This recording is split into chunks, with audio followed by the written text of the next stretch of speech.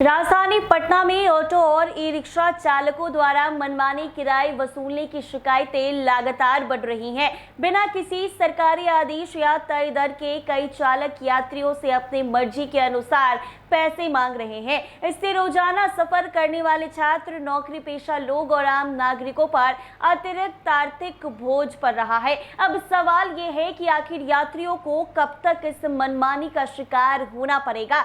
शहर में किराया तय होने के बावजूद कई जगहों पर उसका पालन नहीं किया जा रहा है। यात्रियों का कहना है कि छोटी दूरी के लिए भी अधिक पैसे मांगे जाते हैं और विरोध करने पर बहस तक की नौबत आ जाती है। ऐसे में जरूरत है कि जिला प्रशासन और परिवहन विभाग सख्त कार्रवाई करे। सभी ऑटो और ई रिक्शा में निर्धारित किराया सूची अनिवार्य रूप से लगाई जाए और नियम तोड़ने वाले चालकों पर जुर्माना लगाया जाए। आम लोगों को राहत देने के लिए नियमित जांच अभियान भी चलाया जाना चाहिए।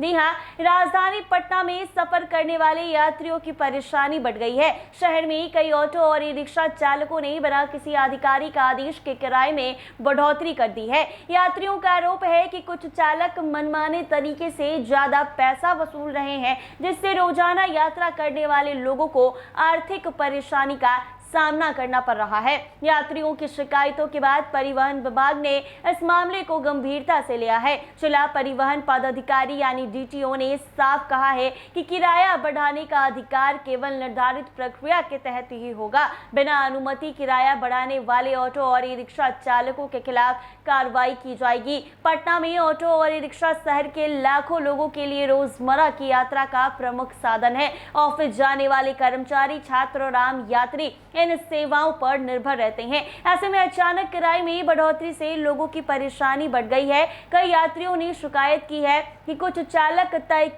किराए से अधिक रकम मांग रहे हैं। मना करने पर बहस और विवाद की स्थिति बन रही है। यात्रियों का कहना है कि किराए में बदलाव होने पर इसकी जानकारी सार्वजनिक होनी चाहिए, लेकिन अभी तक ऐसा कोई आधिकारिक आदेश जारी नहीं किया गया है। परिवहन विभाग के नियम के अनुसार ऑटो और ई रिक्शा में निर्धारित किराया सूची प्रदर्शित कराना अनिवार्य है।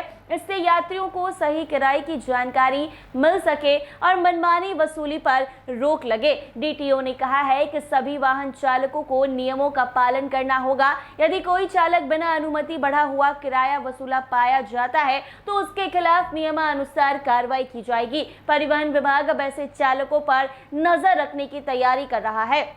शहर के प्रमुख इलाके और यात्री बहुल क्षेत्र में जांच अभियान चलाया जा सकता है। विभाग का उद्देश्य यात्रियों को निर्धारित किराए पर सुरक्षित और सुविधाजनक परिवहन उपलब्ध कराना होगा। ऐसे में अधिकारियों ने यात्रियों से भी अपील की है कि अगर कोई ऑटो या ई रिक्शा चालक मनमाना किराया मांगता है तो उसकी शिकायत परिवहन विभाग से करे।